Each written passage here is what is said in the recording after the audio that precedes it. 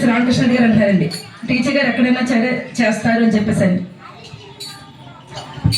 దానికి ఒక ఇది చెప్తాను చూడండి. మనం ఏ గుడికి వెళ్ళినా సరే వాళ్ళు మనల్ని ప్రేమగా ఆహ్వానిస్తేనే మనం లోపలికి వెళ్ళగలం. అవునండి కాదంటారా? అంతే కదండి. అంటే అక్కడ పంతులు గారు ఎవరైనా సరే వాళ్ళు ప్రేమగా ఆహ్వానిస్తేనే మనం లోపలికి వెళ్ళగలం. అటువంటి ఆహ్వానం లేకపోతే మనం ఎక్కడికి కూడా వెళ్ళలేము. అలాగే ఇక్కడ ఇంత ప్రేమను చూపిస్తున్నారు కాబట్టి, మనకి ఇంత ప్రేమను చూపిస్తున్నారు కాబట్టి ఇక్కడికి ఉన్నటువంటి ప్రతి ఒక్కరు కూడా పేరున చెప్తాండి. వీళ్ళు ప్రేమను బట్టే మనందరం కూడా అమ్మవారి ఆశీస్సులు మనకు కంపల్సరీ ఉంటాయండి. రమ్మనే వాళ్ళు ఉండాలి. ఆ రమ్మనే వాళ్ళు ఎవరు కాదండి, మీరందరూ కూడా. మరి మీ ఆశీస్సులు ఎందుకు కూడా మేము ఇక్కడికి రాలేము. సో అందు గురించి నేను చెప్తాను. అమ్మవారిని ఆ అమ్మవారి ఆశీస్సులు కూడా మనకి ఎలా వస్తాయంటే వేల వల్ల అండి.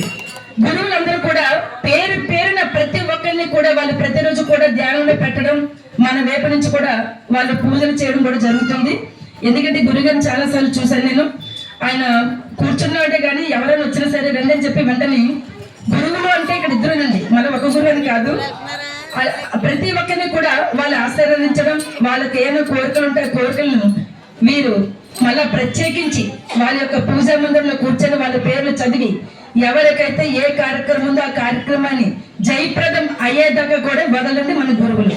నిజంగా అలాంటి గురువులు మరి మనకు దొరకడం చాలా పూర్వజన్మ సుకృతం.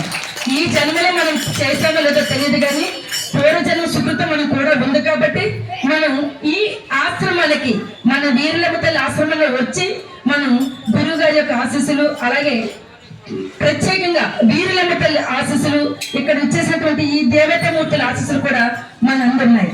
అలాగే గురువు గారు మరి మా అందరి గురించి కూడా మీరు ప్రత్యేకంగా పూజలు చేస్తున్నారు. ఆ భగవంతులందరూ దేవదేవులందరినీ కూడా ప్రత్యేకించి అందరి వైపు నుంచి కూడా మీకు సంపూర్ణ ఆయుష్ని ఇవ్వాలని చెప్పి కోరుకుంటూ, అలాగే ఈ కార్యక్రమం ఇంకా బాగా జరగాలని, అంటే చాలా మంది వస్తున్నారు, ఇంకా అభివృద్ధి చెందుతుందని చెప్పి నేను అనుకుంటున్నాను. చాలా మంది బయట అడుగుతున్నారు, మేము కూడా వస్తామని. తొందరలో రావచ్చు వాళ్ళు. అలాగే మరి బ్రదర్స్ నుంచి నేను చెప్పగలదండి. మా హస్బెండ్ అంటే సార్ ఊరికి వెళ్ళారండి, కేరళ వెళ్ళారు. నేను ఆటోలో వెళ్ళాను, ఎందుకంటే మీ అందరికీ తెలుసు నాకు హ్యాండ్ ఫ్రాక్చర్ అయిందని. నేను బస్ స్టాండ్కి వచ్చి నుంచుంటే రామకృష్ణారెడ్డి గారు వచ్చారండి. వచ్చి మేడం గారు వస్తారన్నారు. మాస్క్ కట్టుకుంటే ఎవరు అనుకున్నాను, నేను చూడలే. ఇలా చూడగానే ఇంకెవరు మన రామకృష్ణారెడ్డి గారు. నేను మండపేట ఇలా వెళ్తుంటే లైన్కి వెళ్తాను, వస్తారంటే తీసుకెళ్లారని. పోనీ తీసుకెళ్ళి అక్కడ వదలలేదండి. స్కూల్ దగ్గర దింపిన తర్వాత మళ్ళీ ఆఫ్టర్నూన్ మీకు 12:30కి స్కూల్ అయిపోతుంది కదా, నాకు కాల్ చేయండి, నేను మళ్ళీ తీసుకొస్తానని చెప్పారు. నేనేం చేశానంటే పాపం వాళ్ళు లైన్కి వెళ్తున్నారు, ఇబ్బంది పెట్టడానికి అని చెప్పి 12:25 వరకు నేను వాళ్ళకి కాంటాక్ట్ చేయలేదండి. కానీ 12:30కి ఆయన మళ్ళీ నాకు ఫోన్ చేసి, మేడం నేను వచ్చేస్తున్నాను, మీరు ఒక 15 మినిట్స్ ఆగని చెప్పి లైన్ చూసుకొని మళ్ళా స్కూల్ దగ్గరికి వచ్చి నన్ను మళ్ళీ అనపర్తి ఇంటి దగ్గర తీసుకొచ్చి డ్రాప్ చేశారండి. మరి మీరు ఇంత ప్రేమాభిమానాలు చూపిస్తూ ఉంటే మీరు సత్సంగం ఎందుకు రాకుండా చెప్పండి. అంటే అలా అని చెప్పి డ్రాప్ చేస్తున్నారు కదా అని కాదండి. ప్రతి ఒక్కటి కూడా మన ఫ్యామిలీ పరంగా ఏదైనా ఇబ్బందులు ఉన్నా, ఎటువంటి బాధలు ఉన్నా సరే, మీకు ఏదైనా ప్రాబ్లం ఉన్నా సరే మాతో చెప్పండి, మేము అమ్మవారికి చెప్తాము. అలాగే మాకు సహాయమైనంత వరకు మీకు హెల్ప్ చేస్తామని చెప్పేసి ఇంత మంచి పిల్లర్స్ మన దగ్గర ఉన్నారండి. మరి ఇలాంటి ఫౌండేషన్ ఉన్న పిల్లర్స్ ని మనం వదులుకోలేము. వదులుకుంటారా మీరు ఎవరన్నా? ఎవ్వరు వదులుకోలేండి.